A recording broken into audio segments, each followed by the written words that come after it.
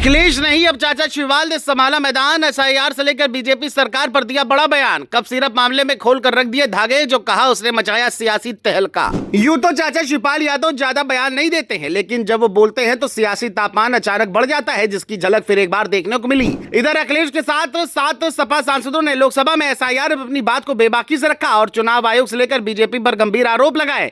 इस बीच शिवपाल यादव ने जो किया वो चर्चा में आ गया है। शिवपाल ने न सिर्फ बीजेपी सरकार को घेरा, बल्कि ऐसी बड़ी बड़ी बातें कही है जिसकी चर्चा दिल्ली में भी हो रही है। खबर तो यह तक है कि शिवपाल के बयान के बाद अब सपाइयों का जोश हाई हो गया है, जिसका असर आने वाले चुनाव में साफ देखने को मिलेगा, जिसके बारे में आगे आपको बताएंगे। लेकिन उससे पहले कप सिरप और एसआईआर पर शिवपाल यादव ने क्या कहा है उसको जान लेते हैं। दरअसल यूपी का सियासी तापमान फिर से चढ़ गया है, क्योंकि इस बार मोर्चा सभा के राष्ट्रीय महासचिव शिवपाल सिंह यादव ने संभाला है, जिन्होंने मैनपुरी और आसपास के कार्यक्रमों में ऐसा भाषण दिया कि सियासी तापमान अचानक बढ़ गया। लंबे समय से चुप दिखाई दे रहे शिवपाल जैसे ही खड़े हुए, उनकी बातों ने स्पष्ट कर दिया कि अब अखिलेश ही नहीं, चाचा भी मैदान में उतर चुके हैं। सबसे बड़ा हमला उन्होंने एसआईआर प्रक्रिया पर बोला, जिसमें उनका दावा है कि चुनाव आयोग कम समय देकर जानबूझकर वोट कटवा रहा है। यही नहीं, कप सिरप मामले में भी उन्होंने सरकार पर गंभीर सवाल उठाए, जिससे यूपी की राजनीति में नया अध्याय खुल गया है। शिवपाल ने कहा कि एसआईआर यानी स्पेशल समरी रिवीजन को जिस तरीके से लागू किया गया है वो बेहद शंकाजनक है।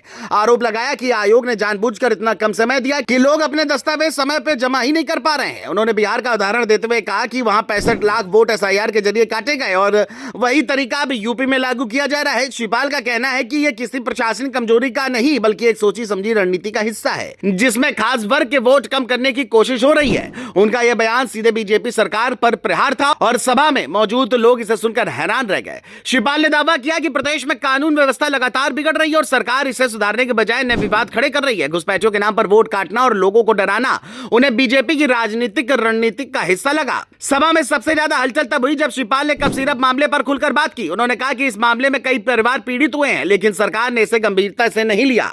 शिवपाल ने इस घटना को सरकारी व्यवस्था की विफलता बताने के साथ यह भी कहा कि पीड़ितों को न्याय दिलाने में सरकार की ओर से कोई संवेदनशीलता नहीं दिखी। उनके बयान ने इस विवादित केस को एक बार फिर राजनीतिक मोड़ दे दिया। शिवपाल ने केवल राज्य नहीं बल्कि केंद्र सरकार पर भी कटाक्ष किया। उनका दावा था कि देश की बड़ी संस्थाएं सरकार के प्रभाव में आ चुकी हैं और फैसला लेने की स्वतंत्रता खत्म की जा रही है। उन्होंने कहा कि बीजेपी सिर्फ कुछ गिने चुने शक्तिशाली लोगों के हित में काम करती है और बाकी भारत को उनके निर्णयों के अनुसार चलने को मजबूर किया जा रहा है। उनकी ये टिप्पणियां विरोधी दलों में नई बहस को हवा देती दिखी, क्योंकि उन्होंने साफ शब्दों में कहा कि देश को गलत दिशा में ले जाया जा रहा है और इसे रोकने की जरूरत है। शिवपाल यादव के यह बयान केवल आरोप नहीं बल्कि आगामी राजनीतिक रणनीति की भूमिका भी नजर आ रही है। उन्होंने एसआईआर से लेकर कप सिरप केस तक कई मुद्दों पर सरकार को घेरा और यह स्पष्ट संकेत दिया कि आने वाले चुनावों में वे सक्रिय भूमिका निभाने वाले हैं। कुल मिलाकर अखिलेश के साथ अब शिवपाल भी मैदान में आ चुके हैं और उनके तीखे सवालों ने यूपी की राजनीति को नई दिशा दे दी है।